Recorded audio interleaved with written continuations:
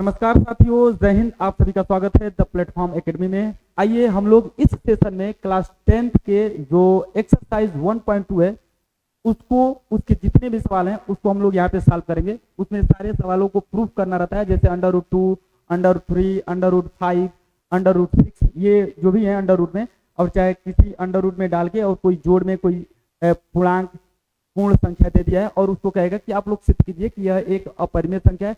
ये बहुत ही important question है क्योंकि ये हर साल आपके एग्जाम बोर्ड में पूछता है, तो इसलिए आपको पढ़ना इसको बहुत ही कंपलसरी हो जाता है। अगर नहीं पढ़ेंगे तो आप लोगों का 3 से 4 नंबर तक छूट सकता है। दूसरी चीज ये, यदि आप इसको पढ़ लेते हो तो आगे भी आपको ये काम करेगा। जैसे आप लोग एसएससी, रेलवे, बैंकिंग जो भी तैयारी करते हो तो परिमेय अपरिमेय उसमें आता रहता है, ठीक है ना। तो इस चैप्टर को पढ़िएगा जरूर, बहुत ही ध्यान से, बहुत ही अच्छे तरीके से पढ़िएगा। मैं सारा पढ़ा रखा हूँ, ये लास्ट ही समझिए कि चल रहा है, ठीक है। तो आप लोग पीछे का जितना भी वीडियो इसको पढ़ लीजिएगा और भी अच्छे से बेटर समझ में आएगा। यदि नहीं पढ़ते हो, यहाँ से आप देखना चाहोगे तो भी आप लोग देख सकते हो, आपको समझ में आएगा। दूसरी चीज ये कि केवल सिर्फ सवाल लगा देना ही नहीं होता है 10 में और 12 में। उसमें आप जितना अच्छे से सवालों को लिखोगे उतना ही अच्छा आपको नंबर मिलेगा, ठीक है ना। अगर आप अच्छे से नहीं लिख पाओगे तो नंबर नहीं मिलेगा, एकदम नो डाउट नंबर नहीं मिलेगा। अच्छे से लिखना रहता है, तो अच्छे से लिखने का ढंग सीखिए। मैं काफी यहाँ पे अच्छे तरीके से आप लोगों को सिखाऊंगा कैसे किसी क्वेश्चनों को लिखा जाता है, ठीक है ना। तभी आप लोगों का अच्छा नंबर मार्क्स मिलेगा। चलिए आइए हम इस सेशन को शुरू करते हैं और मैं अरविंद कुमार यादव आप लोगों का तहे दिल से इस सेशन में स्वागत करता हूँ। चलिए आइए देखते हैं। जैसे आप लोगों को क्वेश्चन यहाँ पे अभी फिलहाल दिख नहीं रहा है, मैं आपको क्वेश्चन दिखा रहा हूँ। ये हम लोग पिछले जस्ट इसके कक्षा में पढ़ चुके थे, पिछले जस्ट कक्षा में कि अंडर रूट 3 ये क्या है, परिमेय है कि अपरिमेय है, ठीक है ना। तो वहां पे सिर्फ हम लोग पढ़े थे कि परिमेय है कि अपरिमेय है, छांटना सीखे थे कि कौन सी संख्या परिमेय होती है, कौन सी अपरिमेय होती है। लेकिन इस कक्षा में ये अंडर रूट 3 को अपरिमेय संख्या है, इसको प्रूफ करना है, ठीक है, क्लास 10वीं में। तो इसको मैं प्रूफ करा दिया हूँ जस्ट इसके पिछले वीडियो में, तो आप लोग वहां पे जाकर देख लीजिएगा। एग्जाम्पल नंबर 5 है और एग्जाम्पल नंबर 6 भी देखिए, इसको भी हम प्रूफ कराए थे। 5 माइनस अंडर रूट 3 एक अपरिमेय संख्या है। और पिछली कक्षा में पिछली वीडियो में इसको भी मैं सिखाया था कि 3 अंडर रूट 2 एक अपरिमेय संख्या है। इसको दो तरीके से हम लोग प्रूव करते हैं, दोनों तरीका मैं आपको बता रखा हूँ, जाकर देख लीजिएगा। फिर अब इस सेशन में हम लोग यहाँ से पढ़ेंगे क्वेश्चन नंबर 1 से। क्या है 1 आप लोगों का? एक्सरसाइज 1.2 का ये क्वेश्चन है ना। न्यू बुक जो आप लोगों का आया है उसमें बहुत सारा कार्ड दिया है ना। तो जो सेशन आपका बुक है वही इसी में का सवाल है। लिखा है कि सिद्ध कीजिए कि अंडर रूट 5 एक अपरिमेय संख्या है। तो जैसे हम लोग अंडर रूट 3 सीखे थे ना, वैसे ही इसको हम लोग प्रूफ करेंगे। बट उसको बहुत सारे बच्चे नहीं देखे होंगे वीडियो को, तो हम यहाँ पे आप लोगों को सिखाएंगे इसके बारे में, लिखने का तौर तरीका, कैसे इसको प्रूफ किया जाता है, और एकदम बेसिक भाषा में आप लोगों को बेसिक तरीके से मैं यहाँ पे सिखाने वाला हूँ, ठीक है। चलिए आइए देखते हैं। जैसे ये आप लोगों को लिखना क्या है यहाँ पे, सबसे पहले तो आप लोग उत्पत्ति चाहे हल लिख लीजिएगा, है ना। उत्पत्ति मतलब प्रूफ करने के लिए, ठीक है ना। अब देखिए उत्पत्ति में सबसे पहले ये आप लोगों को क्या करना है, पहली लाइन, जैसे अंडर रूट 5 एक अपरिमेय संख्या है, तो जस्ट इसके अपोजिट में विलोम में हम लोग मान लेंगे कि अंडर रूट 5 एक परिमेय संख्या है। सिर्फ आपको मानना है पहली लाइन में, है ना। तो लिखिएगा कि माना लेट अंडर रूट 5 एक अपरिमेय संख्या है। क्या है? परिमेय संख्या है, परिमेय संख्या है ना, परिमेय संख्या है। अच्छा जरा देखिएगा, हम परिमेय संख्या लिख लिए हैं, मान लिए हैं, तो आप लोग जानते हो कि किसी भी परिमेय संख्या को हम p/q के रूप में लिख सकते हैं, ठीक है ना। किसी भी संख्या को, कोई भी संख्या हो, अगर वो परिमेय है तो उसको हम p/q के रूप में लिख सकते हैं। तो यही चीज मैं यहाँ पे लिखूंगा, चूंकि है ना, चूंकि हम जानते हैं, चूंकि हम जानत हैं कि किसी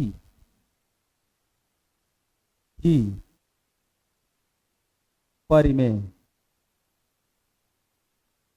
को p/q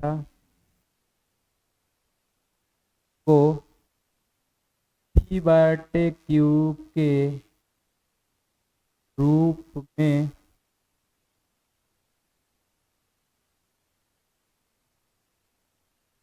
लिखा जा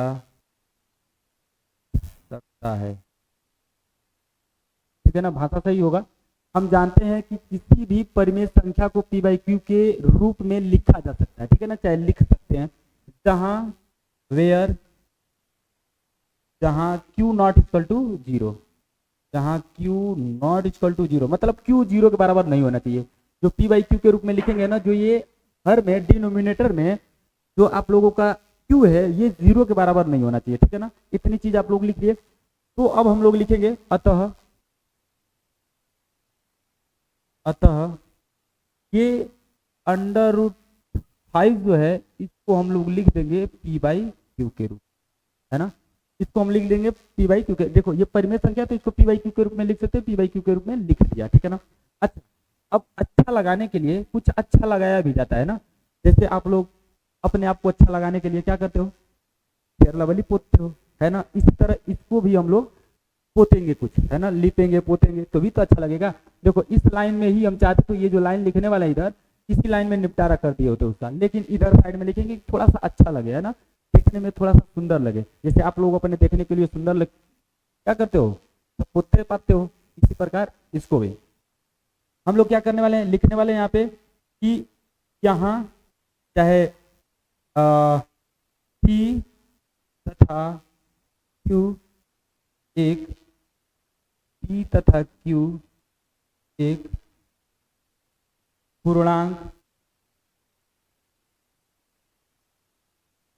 संख्या है, और भी इसमें मेंशन करेंगे, और पी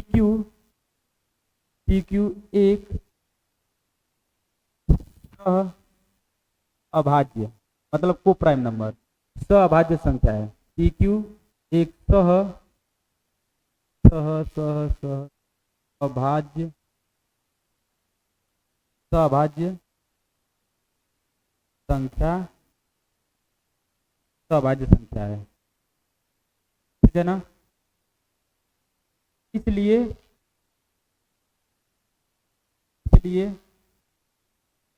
इनका जो सर्वनिष्ठ जो उभयनिष्ठ जो जिसको बोलते हैं उभयनिष्ठ गुणनखंड होता है वो मतलब उसको एचसीएफ बोलते हैं। तो मैं डायरेक्ट यहाँ पे लिख दे रहा हूँ, है ना। इसलिए एचसीएफ किसका, पीक्यू का क्या होना चाहिए, एक होना चाहिए, ठीक है ना। इसलिए इसका एचसीएफ क्या आना चाहिए, एक, पीक्यू का, ठीक है। अब जरा देखिएगा सुनिएगा, यहाँ पे जैसे हम लोग सॉल्व करेंगे और इसका जब एचसीएफ एक नहीं आएगा, है ना, कुछ दूसरा आने लगेगा तो हम कह देंगे कि भैया ये एक इसलिए नहीं आ रहा है क्योंकि हम लोग गलत मान लिए थे, है ना। गलत मानने का मतलब कि हम लोग इसको परिमेय मान लिए थे इसीलिए यह एक नहीं आ रहा है ना। अगर ये सही रहता, है ना, अगर ये सही रहता कि ये परिमेय संख्या ही है तो एक आ जाता। एक नहीं आने का मतलब क्या है कि हम लोग गलत माने हैं, है कि नहीं, ये है अपरिमेय और हम माने हैं परिमेय, तो कहाँ से एक आएगा, नहीं आएगा, ठीक है ना। तो वहां पे हम लोग लास्ट में उस चीज को लिखेंगे। पहले यहाँ पे आप लोग देखिए, जैसे मैं यहाँ पे क्या लिख दिया हूँ कि इसको पी बाई क्यू के रूप में लिखा जा सकता है। ये परिमेय संख्या है, हम तो जानते हैं क्या परिमेय है, लेकिन ये अगर परिमेय है तो इसको पी बाई क्यू के रूप में लिखा जाएगा, तो पी बाई क्यू के रूप में लिख दिए।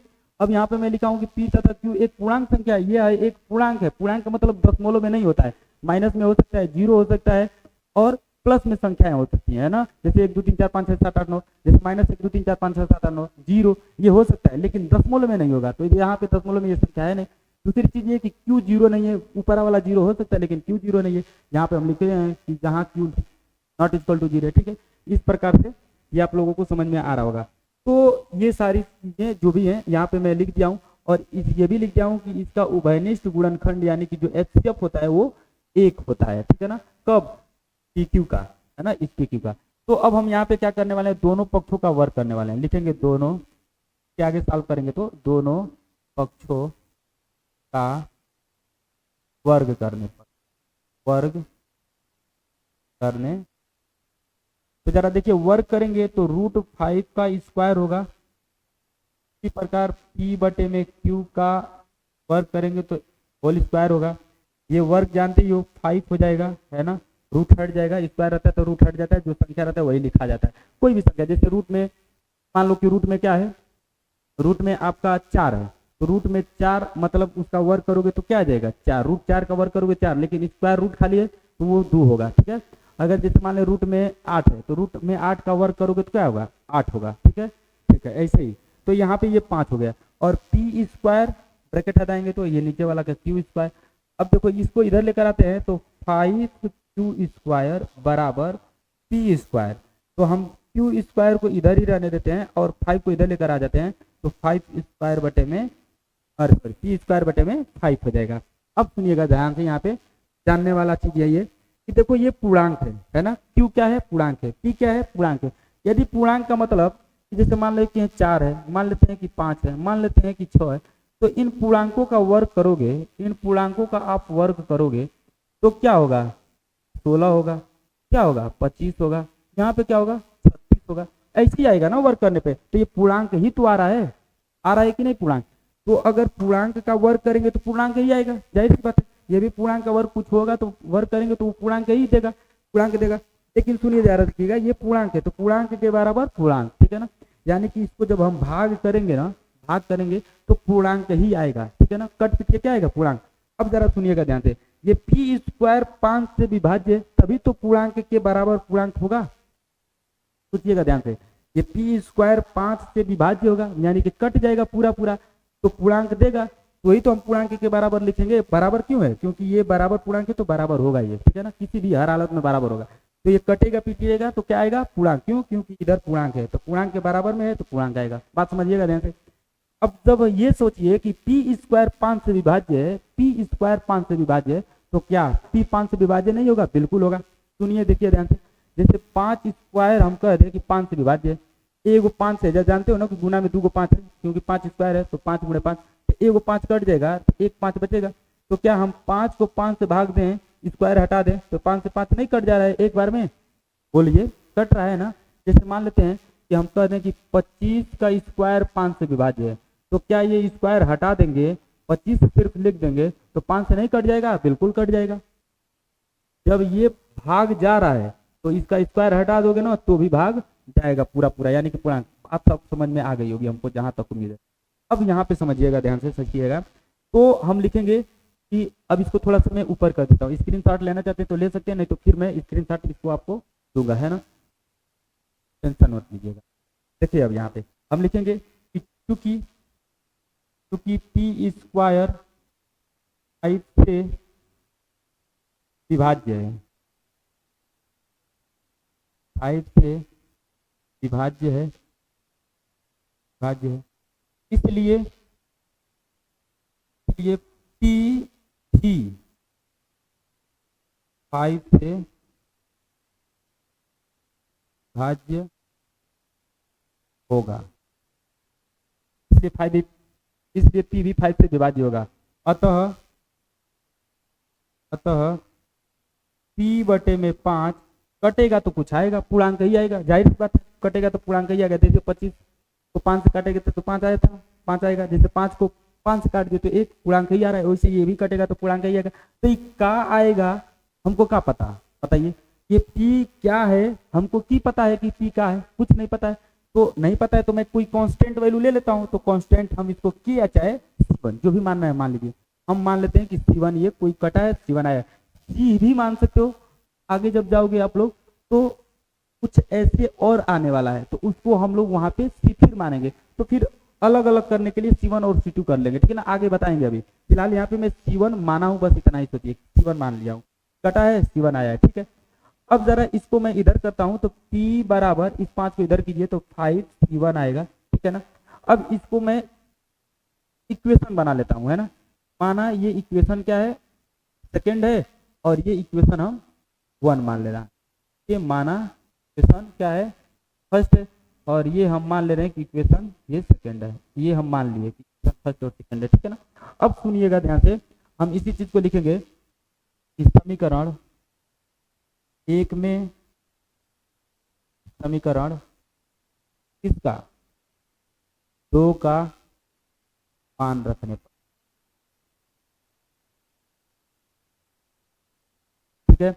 अब 2 में मान रखेंगे तो जरा देखिए p के जगह पे रख सकते हैं 5c1, p के जगह पे रखेंगे 5c1, तो q बराबर p के जगह पे रखेंगे 5c1, आई स्क्वायर वहां ऊपर देख लीजिए है तो स्क्वायर कर देंगे, अब बटे में क्या है 5 तो 5 कर लें, ठीक है ना। अब इधर मैं लिख रहा हूँ, ध्यान से देखिएगा, अब 5 का स्क्वायर 25 हो जाएगा और c1 का स्क्वायर हो जाएगा, ये 5 रहेगा।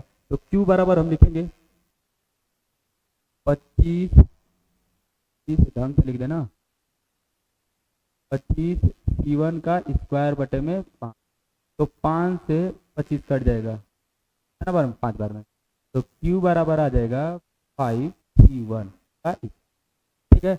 अब जरा देखिएगा इस 5 को इधर कर देते हैं, तो 5 को इधर कर देंगे तो C1 का स्क्वायर बचेगा इस साइड, तो C1 का स्क्वायर एक साइड में है, एक साइड में लिख दिए, और बटे में Q बटे में 5 इधर आएगा तो भाग में हो जाएगा Q बटे में 5। अब यहाँ पे फिर देखिए ध्यान से, ये Q जो है ना ये 5 से क्या हो रहा है, विभाज्य हो रहा है, ठीक है ना, 5 से ये Q विभाज्य हो रहा है। अच्छा स्क्वायर रहेगा ना यहाँ पे, तो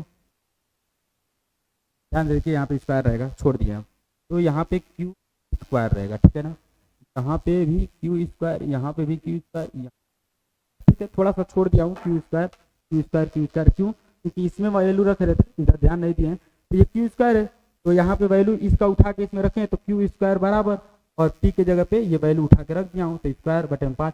अब Q स्क्वायर बराबर आ रहा है, Q स्क्वायर बराबर, अब इसको इधर कर देंगे तो हमको मिलेगा Q स्क्वायर बराबर, इसको इधर करते हैं तो 5C1 का स्क्वायर, ठीक है। अब जरा देखिएगा हम इस चीज को फिर अब इधर करते हैं ना, इधर इस साइड, तो क्या हो जाएगा, ये इधर उधर करते हैं भाई, कर तो कर लिया।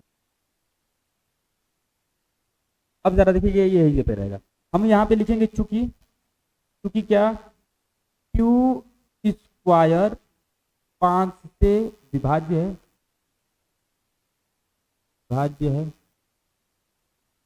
इसलिए देखिए पीछे जैसे समझाया हूं वही बात यहाँ पे लिख रहा हूं, इसलिए Q भी 5 से विभाज्य होगा,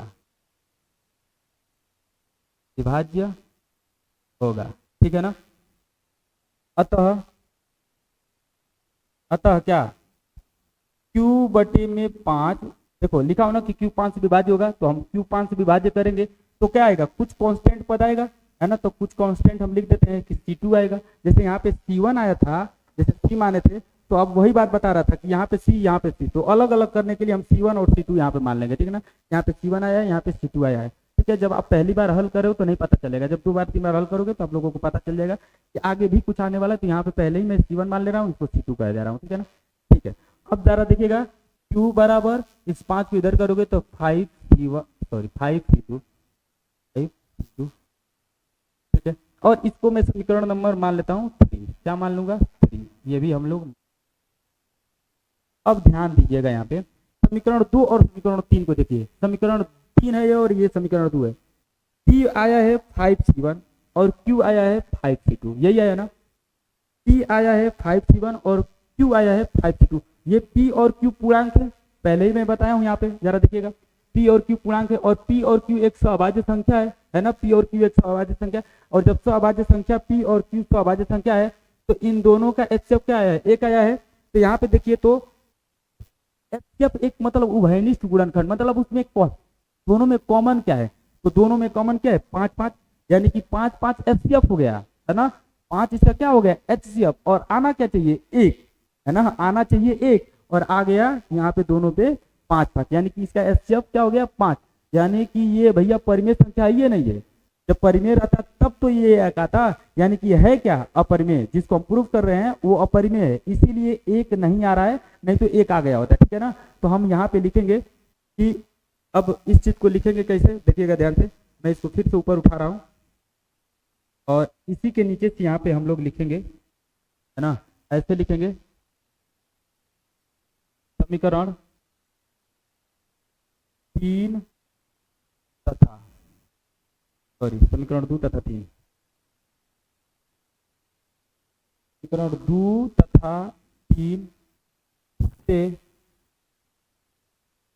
स्पष्ट है P और Q का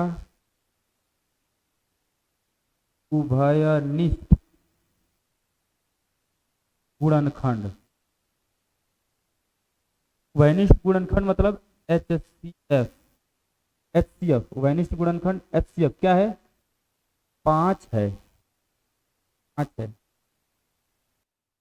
से 5 है, जो कि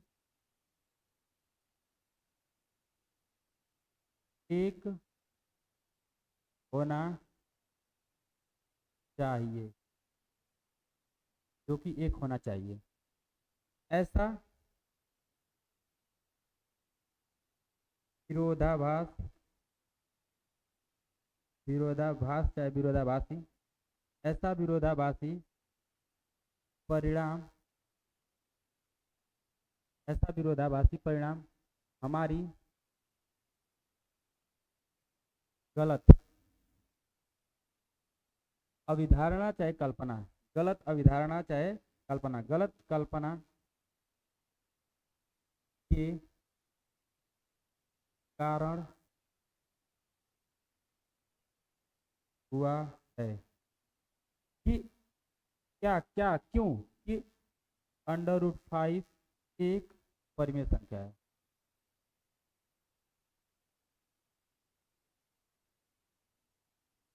√5 एक परिमेय संख्या है। देखो ध्यान से, ऐसा विरोधाभासी परिणाम हमारी गलत कल्पना के कारण हुआ है कि √5 एक परिमेय संख्या है। यही तो मैं गलत कल्पना कर लिया हूँ कि √5 एक परिमेय संख्या है ना। तो वही चीज मैं लिख दिया हूँ कि √5 एक परिमेय संख्या है ना। अतः √5 एक अपरिमेय संख्या है। अपरिमेय को बोलते हैं इरेशनल नंबर और परिमेय को बोलते हैं रेशनल नंबर। ठीक है, यही हमको प्रूफ करना था और ये हमने प्रूफ आप लोगों के लिए किया। इसको आप लोग लिख लीजिए। अच्छा ठीक है, मैं स्क्रीनशॉट आप लोगों को दे रहा हूँ। यदि आप लोगों को ये वीडियो अच्छा लग रहा होगा तो ठोक के दबा के लाइक शेयर जरूर कीजिएगा, है ना। और देखिए आप लोगों को स्क्रीनशॉट यहाँ से इतना आप लोग स्क्रीनशॉट ले लीजिए, फिर मैं इसके बाद यहाँ से यहाँ तक दे रहा हूँ, इसको ले लीजिए पूरा, तो स्क्रीनशॉट में पूरा आ जाएगा। ठीक है ना, ये आप लोगों का हो गया। ठीक है, थोड़ा सा और छूट गया होगा ऊपर का तो देख लीजिए यहाँ से नीचे तक बीच में का, फिर उसके बाद ये। ठीक है, हेलो, फोन आ रहा है ना।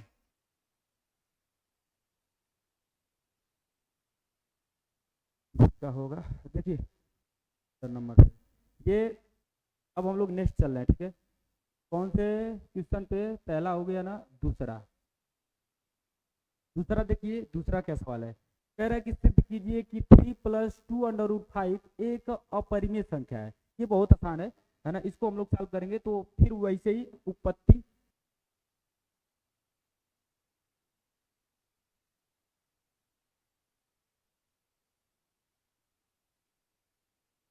उत्पत्ति। अच्छा, उत्पत्ति में देखिए हम लिखेंगे कि 3 + 2√5। अच्छा, इसको पहले माना करके लिखेंगे ना। माना 3 + 2√5 एक परिमेय संख्या है। परिमेय संख्या है, ठीक है ना, परिमेय संख्या है। तो हम लिखेंगे चूंकि हम जानते हैं, चूंकि हम जानत हैं कि, क्योंकि हम जानते हैं कि भी परिमेय संख्या को P/Q के रूप में व्यक्त चाहे लिखा जा सकता है। तो क्या लिखे? हम जानते हैं कि किसी भी परिमेय संख्या को P/Q के रूप में लिखा जा सकता है। ठीक है, फिर उसके बाद जहां जहां क्यू नॉट इक्वल टू 0 होता है। ठीक है, क्यू नॉट इक्वल टू 0 होता है। ठीक है, इतना चीज़ लिख दिए। अब उसके बाद ध्यान से देखिएगा, उसके बाद क्या है कि अब इसी चीज़ को मैं लिखूंगा, अतः माने हम परिमेय संख्या को पी बाई क्यू के रूप में लिख सकते हैं। अतः 3 plus 2 under root 5, 3 plus 2 under root 5 बराबर पी बाई क्यू। ठीक है ना, मैं लिख दिया पी बाई क्यू के रूप में इसको, क्योंकि ये पी बाई क्यू के रूप में लिखा जा सकता है, जब परिमेय है तो पी बाई क्यू के रूप में लिखा जा सकता है, तो पी बाई क्यू के रूप में लिख दिए। अच्छा, इसके आगे थोड़ा सा मैं मेंशन करूंगा वही बात जो पहले बताया हूँ कि पी क्यू, पी तथा क्यू, चाहे पी क्यू चाहे पी और क्यू जैसे मर्जी वैसे लिख दीजिए, पी क्यू एक क्या है, पूर्णांक संख्या है, पूर्णांक संख्या। और पी क्यू, पी क्यू एक सभाज्य, सभाज्य संख्या है, और पी क्यू एक सभाज्य संख्या। अतः अतः नीचे से लिख लेंगे, लिख देना सभाज्य संख्या है। अतः हाँ, उभयनिष्ठ गुणनखंड, उभयनिष्ठ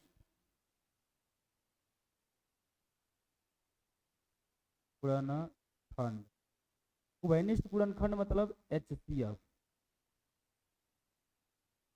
यहाँ पे HCF किसका, PQ का, PQ का कितना होना चाहिए, जो जो सअभाज्य संख्या होता है उनका HCF 1 होता है, यानी कि सअभाज्य संख्या का उभयनिष्ठ गुणनखंड क्या आता है, 1 आता है, तो वही HCF में PQ का 1 लिख दिया हूँ। ठीक है, अब उसके बाद देखिए, जब इन दोनों का HCF 1 है ना, तो एक आना भी चाहिए, उस तरह भी हम प्रूफ कर सकते हैं, नहीं तो इसको दूसरे तरीके से मैं प्रूफ कर दूंगा। अभी देखिए, याद देखिए, 2 अंडर रूट 5 बराबर पी बाई क्यू, और इस +3 वाला को उठा के इधर कर दिए तो -3। ठीक है, तो 2 अंडर रूट 5 बराबर, इसका एलसीएम उलसीएम लेंगे तो आएगा P-3 क्यू बटे में क्यू। ठीक है, अब 2 को उधर भेज देंगे तो अंडर रूट 5 बराबर होगा P-3 क्यू बटे में 2 क्यू, है ना। तो यहाँ पे हम जानते हैं कि जो पूर्णांक होती हैं संख्याएं, है ना, जो पूर्णांक संख्या होती है उसमें से कुछ घटाएं, जोड़े, घटाएं, भाग दें, गुणा करें तो पूर्णांक ही आएगा, है ना, पूर्णांक ही आएगा, है कि नहीं, तो ये पूर्णांक ही आएगा। ठीक है, पूर्णांक में से पूर्णांक जोड़े, घटाए, गुणा करें तो क्या आना चाहिए, पूर्णांक, ये पूर्णांक ही है। वैसे ये पूर्णांक है, तो ये पूर्णांक क्या होती है, परिमेय संख्या होती है, तो ये परिमेय संख्या है। और ये क्या है, हम जानते हैं कि अंडर रूट 5 एक अपरिमेय संख्या है, तो अंडर रूट 5 एक अपरिमेय संख्या है, तो अपरिमेय परिमेय के बराबर कैसे हो सकता है, ये बराबर दिया हुआ है, तो अपरिमेय परिमेय के बराबर कैसे हो सकता है, नहीं हो सकता है। तो जब नहीं हो सकता है तो इसी चीज को हम लोग यहाँ पे डिक्लेयर करेंगे, है ना, कि हम जानते हैं, लिखेंगे चूंकि चूंकि हम जानत हैं, आप नहीं जानते हैं, हम जानते हैं, ध्यान से सुनिएगा, हम जानते हैं कि अंडर रूट 5 एक, अंडर रूट 5 एक क्या है, अपरिमेय संख्या है, अपरिमेय परिमेय संख्या है, जो जो जो परिमेय, जो परि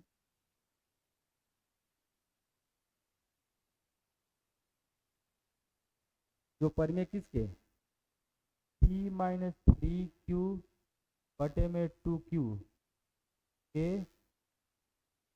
बराबर है, बराबर है,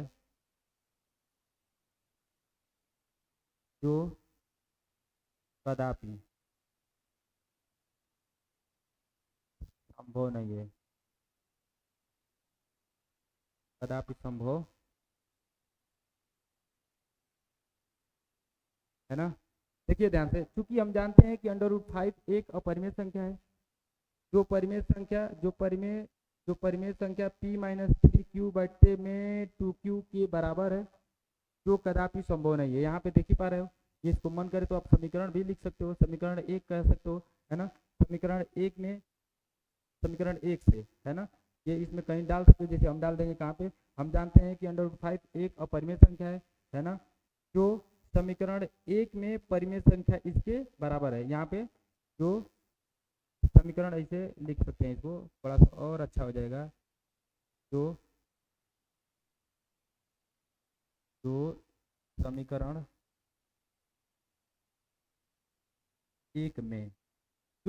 1 में परिमेय इतने के बराबर है, जो कदापि संभव नहीं है, ठीक है ना, समीकरण 1 में ये।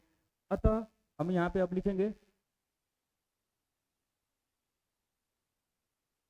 यह विरोधाभासी परिणाम, ऐसे लिखेंगे, यह विरोधाभासी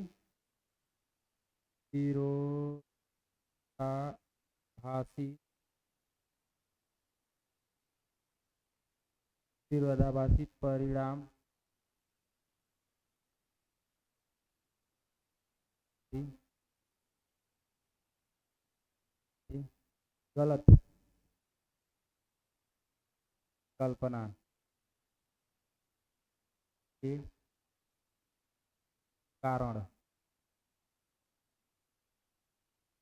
गलत कल्पना के कारण प्राप्त हो रहा है। क्या क्या है यहाँ पे, 3 + 2√5 एक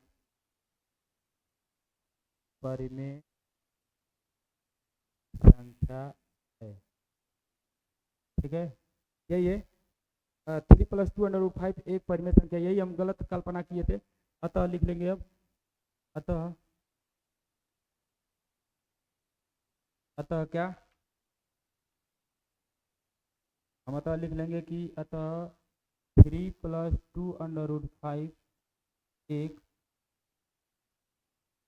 परिमेय संख्या है, ठीक है।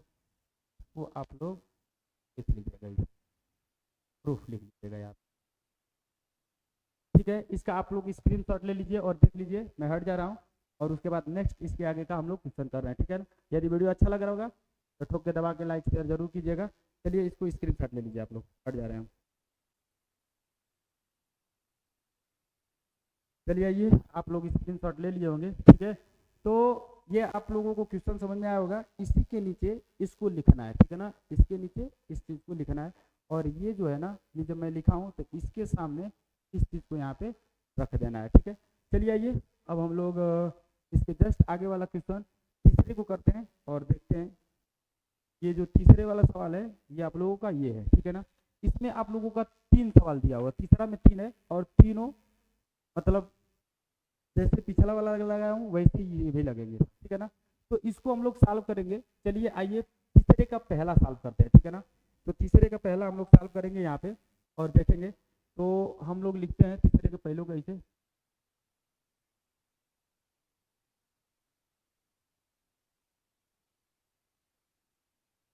देखिए जो तीसरे का पहला सवाल है वो 1/√2 है, ठीक है ना, ये है। तो इसको हम लोग लिखेंगे, माना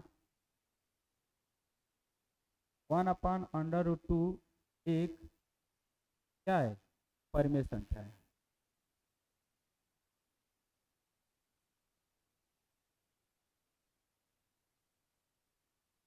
ठीक है। हम लोग मान लिए कि माना 1/√2 एक क्या है, परिमेय संख्या है, ठीक है, दिख रहा है, ठीक है। हम लोग मान लेंगे कि माना 1/√2 एक क्या है, परिमेय संख्या है। इतना मानने के बाद आप लोग जस्ट वैसे ही लिखना है जैसे हम लोग उसमें पिछले वाला में लिख रहे थे। क्या लिखे हैं कि चूंकि हम जानते हैं कि परिमेय संख्या को p/q के रूप में लिखा जा सकता है, ठीक है ना, जहाँ q नॉट इक्वल टू 0 है, तो अतः इसको परिमेय संख्या के रूप में लिखेंगे p/q के रूप में। तो यानी कि इस चीज को हम लोग p/q के रूप में लिख सकते हैं। तो बराबर में p/q दे देंगे, फिर p और q को लिख देंगे कि चूंकि p और q एक पूर्णांक संख्या होती है और इनका सार्वगुणनखंड क्या होता है, एक होता है, यानी कि HCF एक होता है। वही चीज अब यहाँ पे हम लोग दिखाएंगे, लिखेंगे। चलो आओ फिर लिखते हैं हम लोग इसी तरह से। तो यहाँ पे आप लोग लिखिएगा, चूंकि हम जानते हैं कि क्या 1/√2 एक क्या है, सॉरी, क्योंकि हम जानते हैं कि किसी भी परिमेय संख्या को कई क्यू के रूप में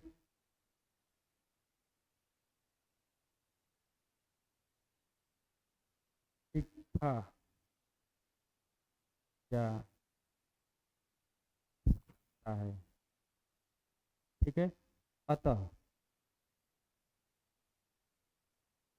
देखिएगा, अतः 1/√2 बराबर P/Q। ठीक है, हम लिख दिए। अब यहाँ पे हम लोग इसी चीज में थोड़ा सा मेंशन कर देंगे आगे, सर क्या लिख देंगे। ठीक है, देखिए हम लोग लिखेंगे P तथा Q, चाहे P और Q चाहे P कामा Q एक क्या है, पूर्णांक संख्या है। ठीक है ना, और P कामा Q एक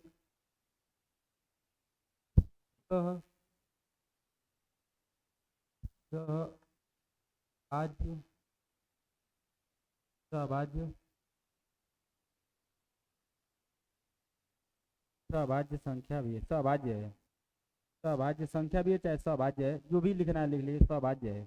ठीक है ना, सअभाज्य है। अच्छा सुनो, सअभाज्य कौन होता है, सअभाज्य जिनका HCF एक होता है। अतः सअभाज्य है, अतः उभयनिष्ठ गुणनखंड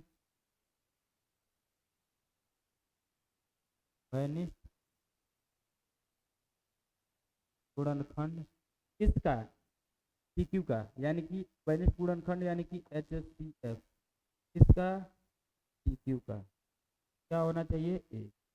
इस चीज को हम लोग यहाँ पे लिख दिए। ठीक है, अब लिखने के बाद इसको थोड़ा सा मैं ऊपर उठा लेता हूँ, देखिएगा, फिर मैं क्वेश्चन आप लोगों को दिखा दूंगा। यहाँ से सुनिए, अब देखिए ध्यान दीजिए। तो ये P/Q एक पूर्णांक भी है, सभाज्य संख्या भी है, तो इनका HCF एक भी है ना। अब इसको मैं उधर कर देता हूँ, अब इसको इधर कर लेता हूँ। ठीक है, तो मैं इसको लिख दूंगा ऐसे, Q 1 में गुना होगा तो Q ही, और ये √2 क्या होगा, P, √2P।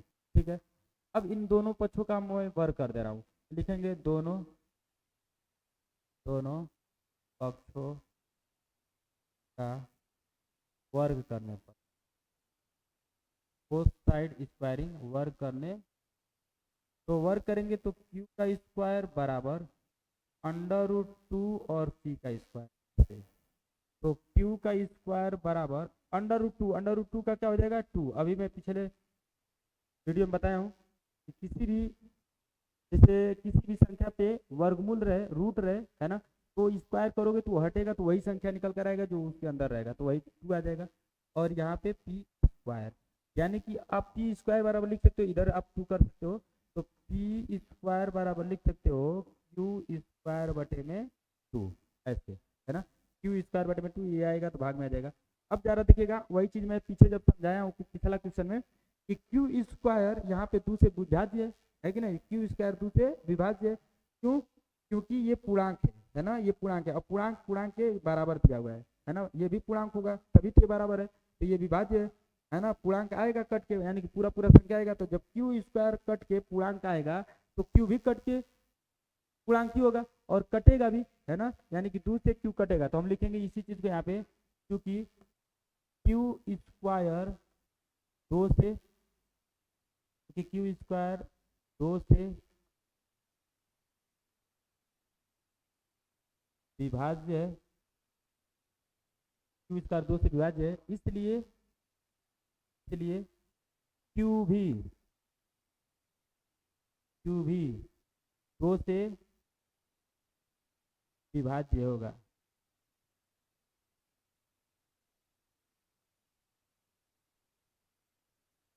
क्यू भी 2 से विभाज्य होगा। ठीक है, ठीक है। अब क्यू भी 2 से विभाज्य है तो इधर मैं लिख दे रहा हूँ, थोड़ा सा ज़रा देखिएगा, नहीं तो इसको मैं ऊपर ही डालता हूँ। देखिए अब यहाँ पे तब लिखूंगा क्यू बटे में 2 बराबर क्या, कुछ पूर्णांक आएगा, अरे सॉरी कुछ कांस्टेंट आएगा, तो मैं मान लेता हूँ वो कांस्टेंट जो है वो C1 है। ठीक है ना, ये C1 हमने चाहेगा तो यहाँ पे C1 मान। अच्छा अब जरा देखिएगा, ये इसको उधर करेंगे तो Q बराबर 2C1 हो जाएगा, है ना। इसको मैं समीकरण नंबर क्या मान लूंगा, तो समीकरण नंबर 2 मान लेते हैं, और ये जो ऊपर यहाँ पे इसको समीकरण नंबर 1 मान लेते हैं। ये हमने ठीक है। अच्छा समीकरण 2 का मान, समीकरण 2 का मान किसमें, समीकरण 1 में, समीकरण 1 में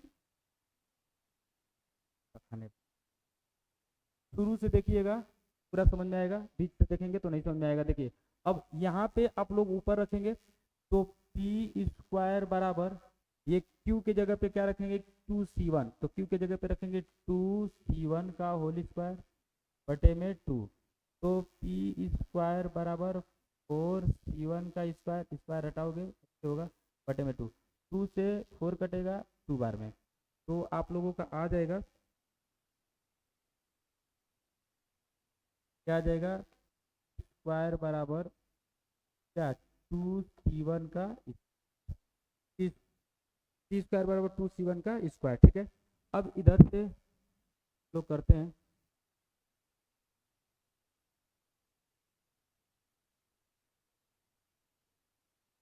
ठीक है। देखिए इधर से बोलो टी स्क्वायर बराबर 2C1 का स्क्वायर। अब जरा देखिएगा 2 को इधर भेज देता हूँ तो C1 का स्क्वायर बराबर टी स्क्वायर बटे में 2, तो C1 का स्क्वायर, C1 का स्क्वायर बराबर टी स्क्वायर बटे में 2। फिर यहाँ पे लिखेंगे उसी तरीके से। देखिए ये C1 क्या है, कांस्टेंट है ना, कांस्टेंट है, और ये पूर्णांक है, तो ये पूर्णांक है तो पूर्णांक ये बराबर है, यानी कि ये पूर्णांक ही होगा, है ना। तो पूर्णांक है यानी कि पूर्णांक कब होगा, ये कटेगा, मतलब पी स्क्वायर को काटोगे 2 से तो पूर्णांक ही आएगा, तो जब पी स्क्वायर 2 से कट सकता है तो पी भी 2 से कट सकता है, तो इसी चीज को यहाँ पे लिखेंगे कि चूंकि पी स्क्वायर 2 से विभाज्य है,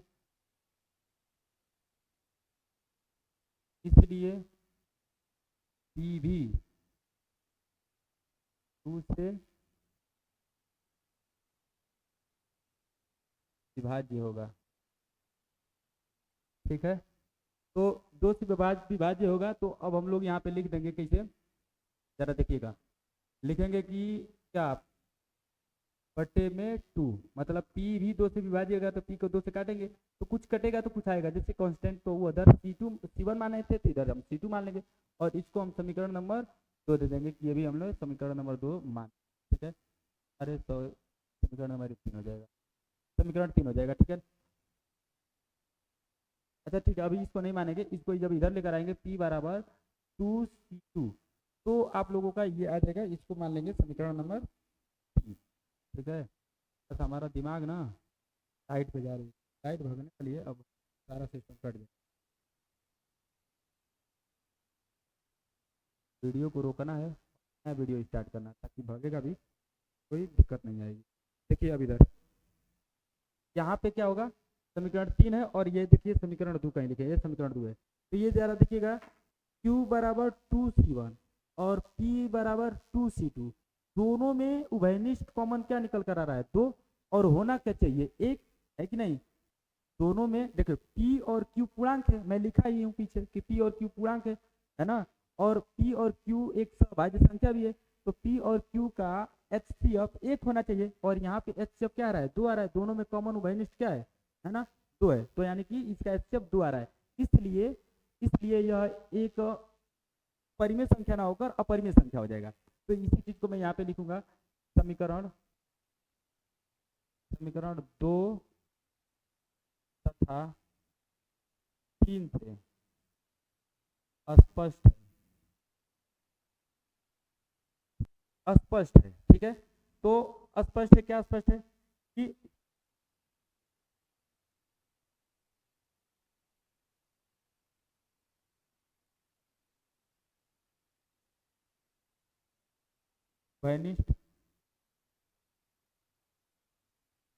वैनिष्ठ गुणनखंड यानी वैनिष्ठ गुणनखंड HCF 2 है, जो एक होना चाहिए, ठीक है, 2 एक होना चाहिए।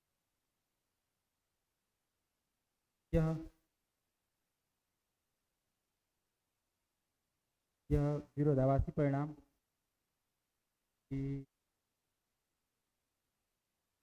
भाषी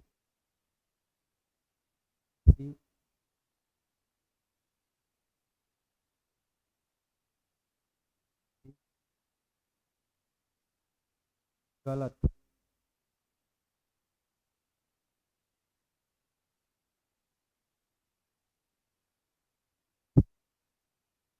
अभिधारणा चाहे कल्पना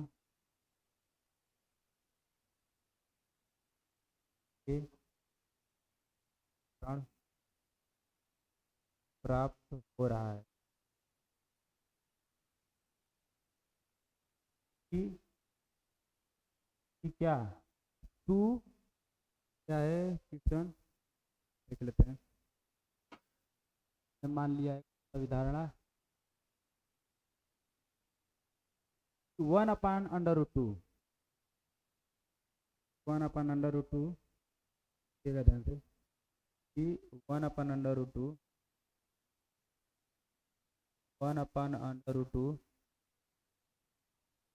परिमेय संख्या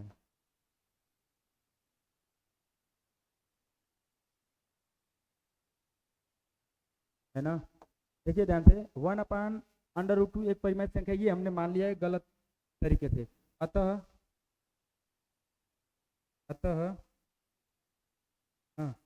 अतः क्या 1/√2 एक क्या है, अपरिमेय संख्या है।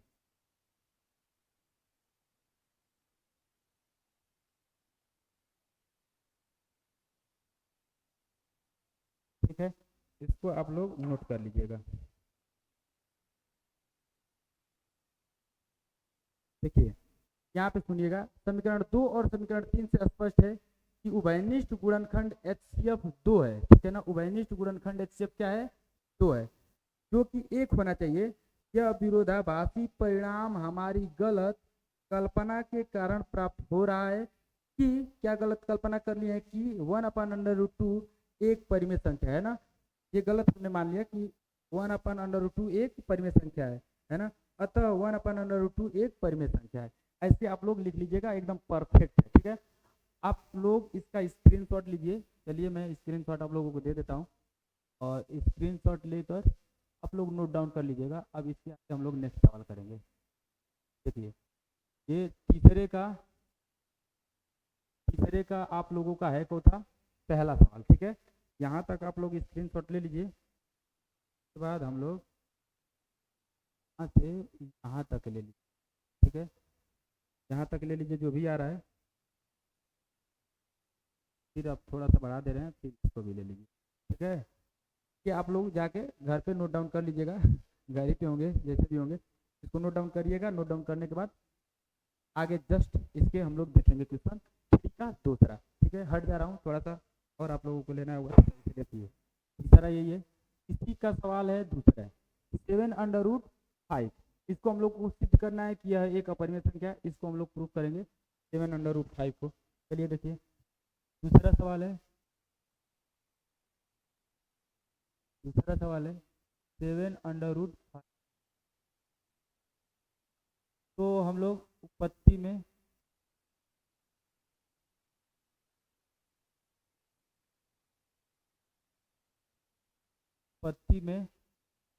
करने वाले हैं उत्पत्ति। देखिए हम मानेंगे, माना 7√5 एक क्या है, परिमेय संख्या है।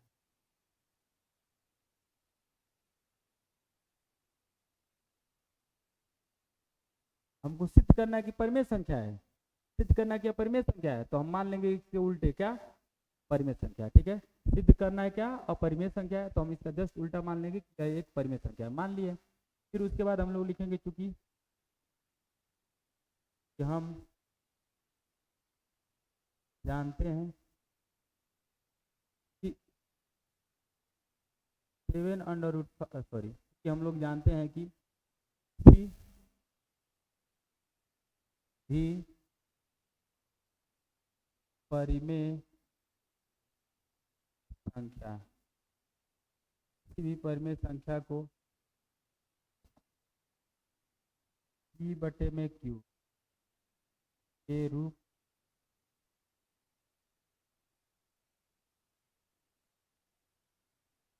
था जा सकता है, जहाँ Q नॉट इक्वल टू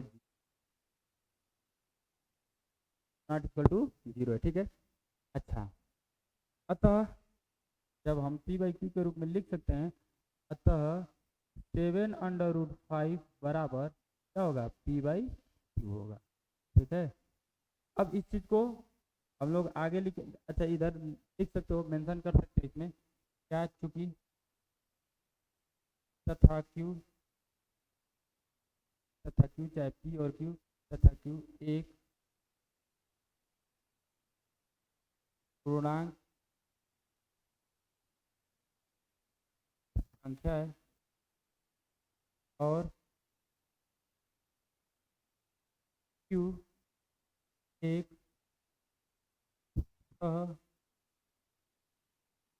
भाज्य संख्या है। अच्छा ठीक है, पी क्यू एक सभाज्य संख्या यानी कोई प्राइम नंबर है ना, पी क्यू यहाँ पे क्या है, सभाज्य है। अच्छा सभाज्य लिखिएगा बस, अच्छा लगेगा। और पी क्यू सभाज्य है, सभाज्य है यानी कि सभाज्य यानी कि अतः अतः उभयनिष्ठ उभयनिष्ठ गुणनखंड, उभयनिष्ठ गुणनखंड यानी कि HCF इसका पी क्यू का क्या है, एक। ठीक है, एक है। ठीक है, अब यहाँ पे लिखने के बाद अब इधर कर लेंगे हम, √5 बराबर 5/7Q। ठीक है, देखिए जरा ध्यान से, √5 बराबर P/7Q। हम यहाँ पे दो तरीके से इसको सॉल्व कर सकते हैं, इनका दोनों का वर्क करके उसके बाद फिर जैसे वहाँ पे मैं समीकरण मानता था वैसे इसको कर सकते हो। ठीक है ना, बट हम लोग इसको ऐसे जब देखो ना तो निपटा दो, प्लस माइनस में नहीं ना है, और यहाँ पे जोड़ घटाना नहीं, देखो यहाँ पे सीधा सीधा गुना है। ठीक है, तो इस चीज़ को हम लोग यहाँ पे डायरेक्ट निपटाएंगे, है ना, लिखेंगे कि क्योंकि हम जानते हैं, हम हम जानते हैं कि √5 एक अपरिमेय संख्या है, √5 एक परिमेय संख्या है। ठीक है, क्योंकि हम जानते हैं कि √5 एक अपरिमेय संख्या है, तो जो जो हम समीकरण नंबर एक मान ले रहे हैं, एक, जो समीकरण एक में परिमेय संख्या, ये परिमेय संख्या है P/7Q के बराबर है। के बराबर है जो कदापि संभव नहीं है, जो कदापि संभव नहीं है, ठीक है ना।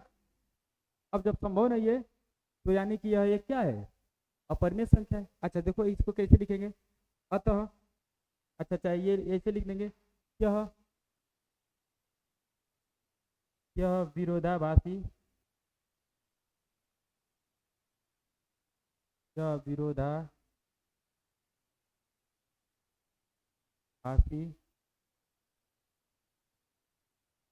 परिणाम हमारी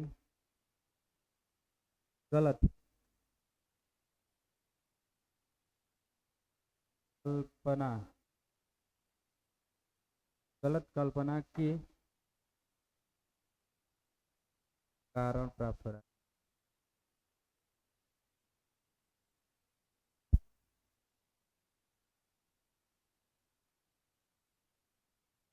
गलत कल्पना के कारण प्राप्त हो रहा है, देखिए है कि, कि क्या जो 7/5 है, 7/5 है एक परिमेय संख्या है।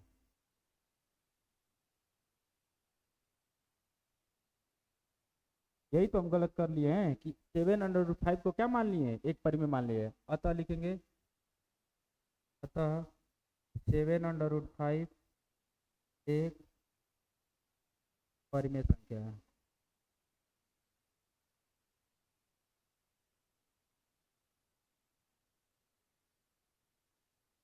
ठीक है, इसको हम लोग प्रूफ कर लिए।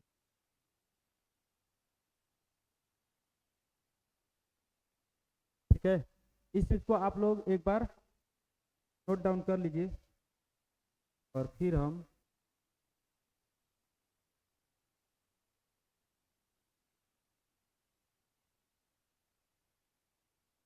स्क्रीनशॉट भी ले सकते हैं, छोटा कर दे रहे हैं, देखिए। ठीक है, दिख रहा है, इसको आप स्क्रीनशॉट ले लीजिए और इसको देख लीजिए, फिर उसके बाद मैं इसको थोड़ा सा समझा भी दे रहा हूँ। देखिए आप लोग स्क्रीनशॉट ले लिए होंगे। उत्पत्ति में हमने मान लिया है इसके जस्ट विपरीत कि 7/5 एक परिमेय संख्या। ठीक है, हम जानते हैं कि किसी भी परिमेय संख्या को p/q के रूप में लिखा जा सकता है, जहाँ q जो है नीचे वाला वो नॉट इक्वल टू 0 होता है, तो हम इसको p/q के रूप में लिख देंगे, p/q के रूप में लिख दिए, है ना, इस संख्या को p/q के रूप में लिख दिए। हम ये भी इसमें मेंशन कर दिए कि p तथा q एक पूर्णांक संख्या है और p और q एक सहभाज्य संख्या है, यहाँ पे सहभाज्य है। अतः जब सहभाज्य है तो इसका उभयनिष्ठ गुणनखंड जो है पी क्यू का यानी कि एचसीएफ वो क्या होगा, एक होगा। ये तो मैं वैसे ही लिख दिया हूँ, सब में लिखा जा रहा है तो इसको लिख दिया। अब कुछ चाहोगे तो इसको आगे बढ़ा सकते हो, स्क्वायर दोनों को करके, और फिर वैसे ही आप लोग निकाल सकते हो। ठीक है, तो उसके बाद हम लोग यहाँ पे क्या किए हैं कि डायरेक्ट हम जानते हैं कि √5 एक अपरिमेय संख्या है और ये देखो पूर्णांक है, पूर्णांक में किसी भी चीज को जोड़ेंगे, घटाएंगे, गुणा करेंगे, भाग करेंगे, कोई फर्क न पड़ेगा, पूर्णांक ही आने वाला है। हम जानते हैं कि √5 एक अपरिमेय संख्या है, हम जानते हैं कि √5 एक अपरिमेय संख्या है। जो समीकरण 1 में परिमेय संख्या इसके बराबर है, जो कदापि संभव नहीं है। अच्छा, जो संभव नहीं है, यह विरोधाभासी परिणाम हमारी गलत कल्पना के कारण प्राप्त हो रहा है कि 7/5 एक परिमेय संख्या है। हम यही मतलब गलत कल्पना करनी है कि 7/5 एक परिमेय संख्या है ना, अतः 7/5 एक परिमेय संख्या है। ठीक है, चलिए आइए नेक्स्ट और लास्ट। ठीक है, नेक्स्ट और लास्ट करने वाले हम लोग यहाँ पे। नेक्स्ट नेक्स्ट क्वेश्चन है 6 + √2 एक परिमेय संख्या, इसको सिद्ध करना है। 6 + √2, चलो आओ करते हैं लोग इसको। 6 +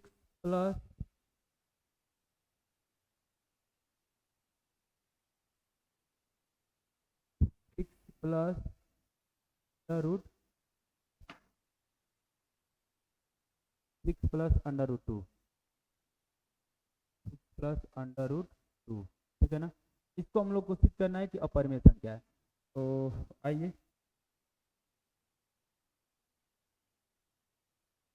इसको हम लोग को सिद्ध करना है, लिखेंगे माना माना 6+√2 एक परिमेय संख्या।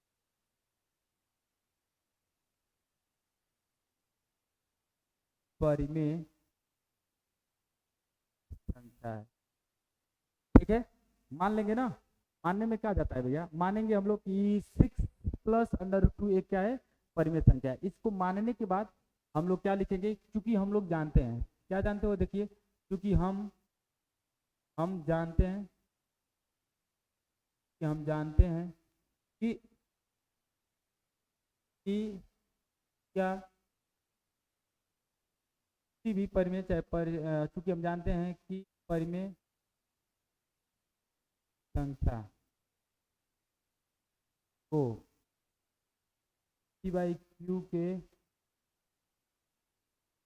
रूप में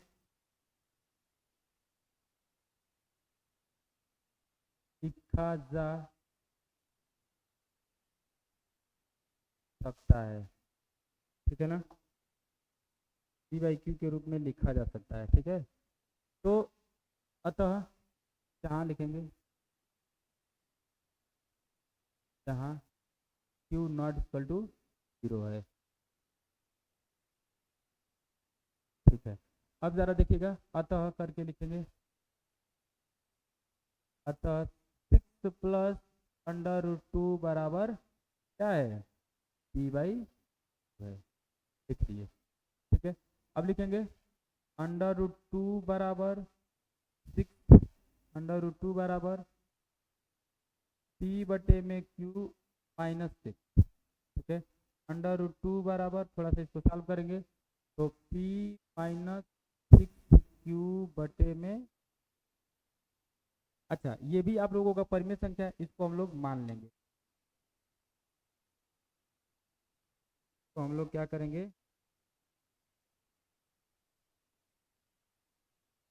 ठीक है, यहाँ पे आप लोग दे सकते हो, इसमें थोड़ा सा अच्छा लगने के लिए, क्योंकि P तथा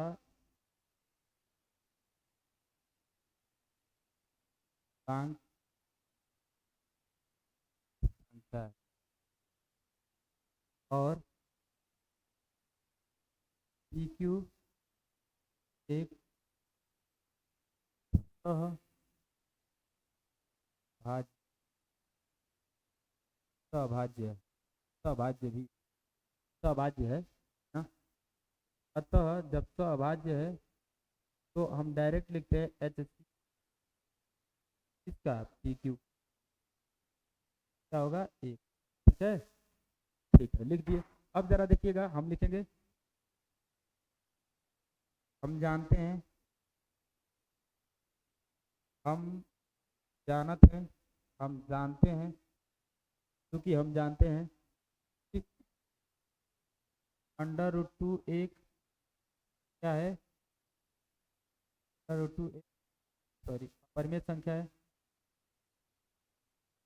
परिमेय परिमेय संख्या है, हम जानते हैं कि √2 एक का परिमेय संख्या है ना। तो जो समीकरण एक में परिमेय संख्या, परिमेय संख्या किसके है,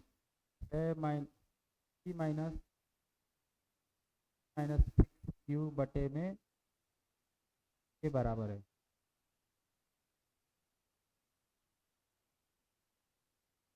जो कदापि संभव नहीं है,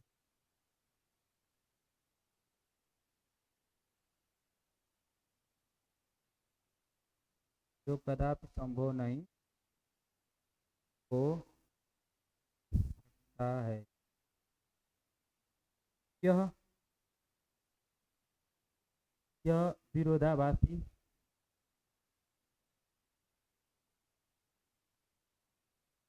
विरोधाभासी परिणाम हमारी गलत कल्पना के कारण या विरोधाभासी परिणाम हमारी गलत कल्पना के कारण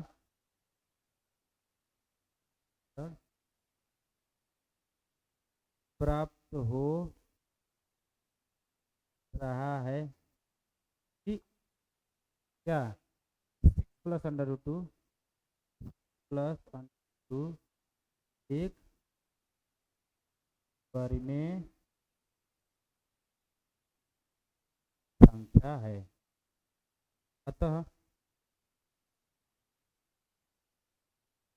6 प्लस अंडर रूट 2 एक परिमेय संख्या है, ठीक है ना। क्या है अपरिमेय संख्या? प्रूफ। ये प्रूफ हो गया। अब इसको आप लोग यहाँ पे स्क्रीनशॉट ले लीजिए, ये छाप लीजिए। हट जाते हैं हम, उसके बाद आप लोग जानते हो स्क्रीनशॉट लीजिए। इसको मैं हट जा रहा हूँ, ठीक है। स्क्रीनशॉट ले लिए होंगे। देखिए ये आप लोगों को 1 से 2 बार और करना है। अगर 1 से 2 बार और कर लेते हो तो आप लोगों को पूरा ये मतलब कंठस्थ हो जाएगा, याद हो जाएगा और समझ में भी आ जाएगा। और पेपर हाल में जब आप लोग बैठोगे तो आप लोगों को 2 से 3 नंबर का क्वेश्चन इससे आ जाएगा, ठीक है ना। तो 2-3 नंबर आप लोगों का मिलेगा, इससे कन्फर्म है। 2 से 3 नंबर तक का इस चैप्टर से सवाल आते ही है, 5-5 नंबर तक के आ जाते हैं। तो इसलिए इस चैप्टर को पूरा कर जाना है, ठीक है। और ये मैं इसके जस्ट अब किसी भी वीडियो में आप लोगों का इसका सभी मतलब एक ही वीडियो में सारा का सारा एक्सरसाइज मतलब एक्सरसाइज 1.1 और एक्सरसाइज 1.2 है ना। हो सके तो जो पिछला वाला भी इसके जो पुराना वाला बुक है उसी का पूरा एक ही में मिक्स करके मैं आप लोगों को वीडियो दे दूंगा। मतलब सब एक ही जगह रहेगा, सब के सब। हमको ऐसा 4-5 से 6 घंटा तक का वो वीडियो हो सकता है, तो सारे को सारे मैं यहाँ पे पढ़ा दूंगा, ठीक है ना, एक ही वीडियो में। अभी फिलहाल आप लोग अलग अलग देख लो, है ना। आप लोगों को शायद एक साथ में 6 से 7 घंटा नहीं देख पाओगे, तो उसको पार्ट पार्ट में कर करके कुछ दिन तक देखते रहिएगा, देख पाएंगे, ठीक है ना। तो उसको मैं जल्दी आप लोगों को देने वाला हूँ और फिलहाल इसको आप लोग पढ़ लीजिएगा इस तरीके से।